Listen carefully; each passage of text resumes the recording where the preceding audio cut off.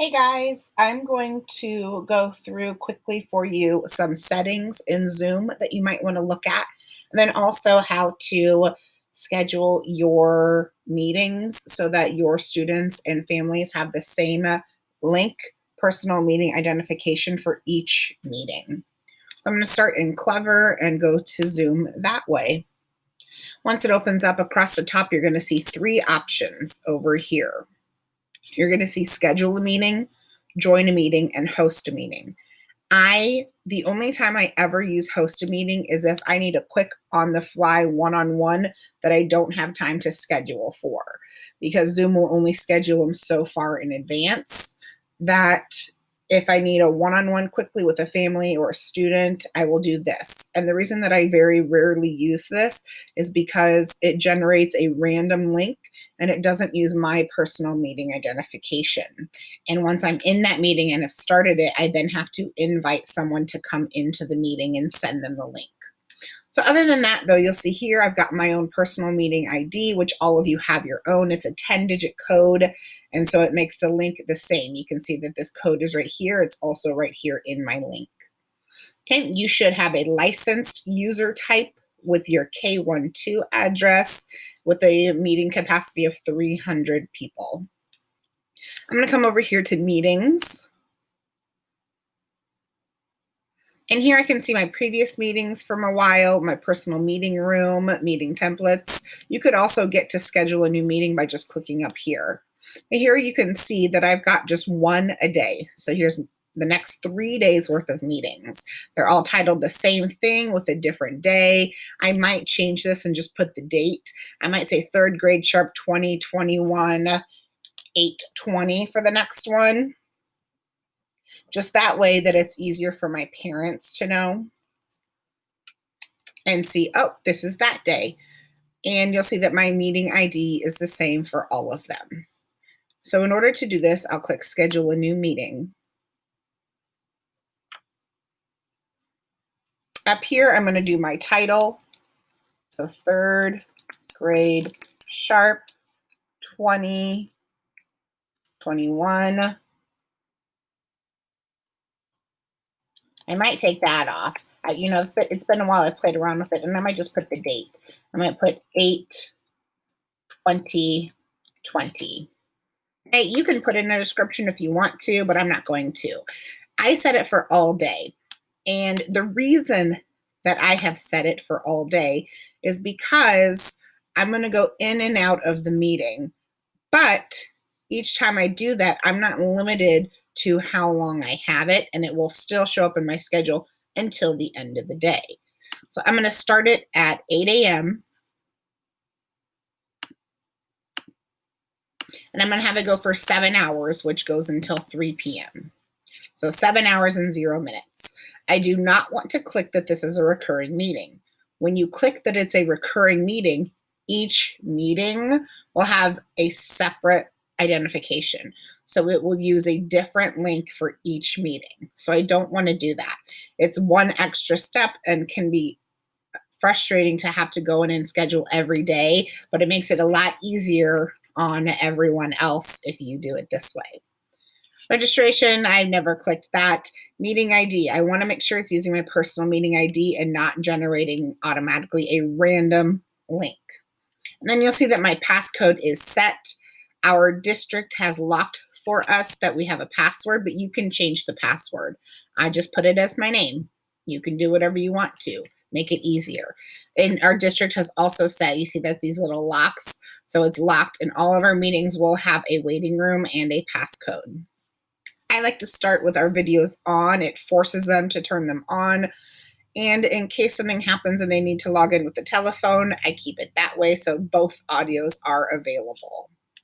I do not enable join before host. You can if you want to, but I do not. I would not suggest doing that just because we're working with students. I do mute them upon entry. You can turn that on or off if you want to.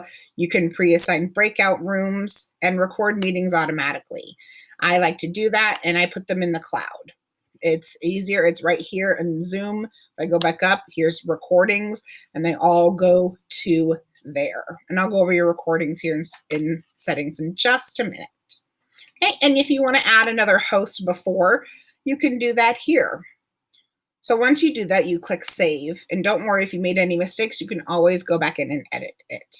So here I see, okay, here's the date, here's my meeting ID, the passcode is ready, here's the invite link, and make sure that everything is on that I want it to be.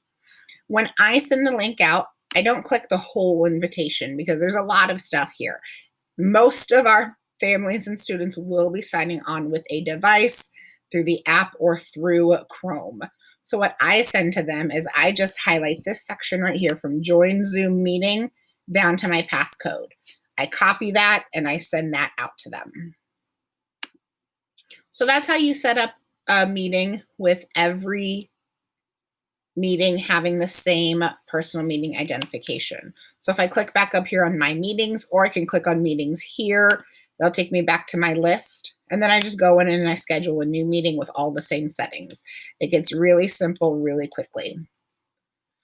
So here under settings, a few things that you might want to notice. So here under meeting, we've got security, scheduled meeting, basic, advanced, notifications, and others. You'll see here that it says locked by admin. Some things you cannot change. You can customize a few things, but there's some things that you just cannot change, requiring a personal meeting ID and a passcode for instant meetings, things like that. Embed passcode is invite link for one-click join. Make it easier. They don't have to do the password, but if they have the correct link, they can just put in the password for them. Scheduling the meetings, host videos, and participant videos, I have that set to always be on, so that's why mine defaulted to that. Audio type, enabling your personal meeting ID, meeting participants on entry, and upcoming meeting reminders. And then here's some things for the chat. So prevent participants from saving the chat. If you have the chat being active, you can take that where they don't have that where they don't have that ability to record it. So private chat, allowing them to one-on-one message to other participants. So this is back and forth between them. Auto saving chats. And then here's your notifications when someone joins or leaves. You can have everyone hear the sound or just hosts. Okay, so just some basic ones. Co-hosts, polling. This is a new feature that I have not played around with yet, but I'm excited to. I've done polls when I've been on meetings, but I haven't created them and used them yet. So we'll see how that goes. Meeting control bar showing up, and then screen sharing. You can already set it to have host only or all participants. So that's up to you what you want to do. There's another way to change that when you're in a meeting, and I will show that later in a different video. Annotating, whiteboard content. So lots of things for you to just peruse through. But I want to come back up here to recordings. So on your recordings, there are a lot of options. So locally recording and then cloud recording. My favorite thing that I am sending out and turning into YouTube videos, uploading to send to parents, is the recording the gallery view with the shared screen. So what that does is it creates a recording like you were a student. So what the student sees. Record active speaker with shared screen just kind of shows, oh, sorry, I had that wrong. Recording the active speaker. So that and the gallery with shared screen. When you get to it, there are a lot of different things that the students see versus what you see. And so having both of these clicked will help with the recordings that it makes. So some advanced cloud recordings, time stamping, participants' names. So you can go back, you could take attendance that way by looking at the recording.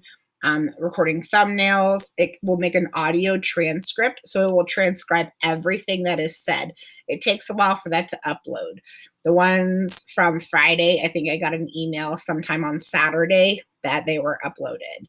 So there's a lot of different settings in here for you to play around with. In my recordings here, you'll see that I've got my recordings from Friday. These are all from the same day, but I went on and off of Zoom 3 times that I recorded. You can always stop recording at any point in time. So here on this one, you can see from my morning one that we've got 2 files. So shared screen with gallery view. This is the one that the students see. So it shows the active speaker when I'm sharing the screen, and it also shows my screen. It doesn't show my end where I see my screen and then everybody.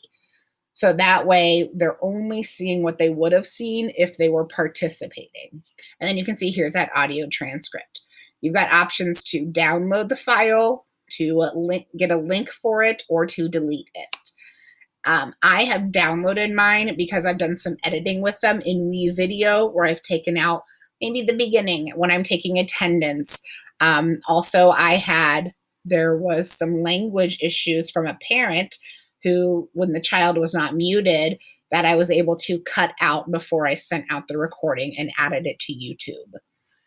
So there's a lot here. I know. Get in there, play around. If you have questions, please feel free to contact me. And if I don't have the answers, we can figure it out and someone will have the answers. Thank you for watching.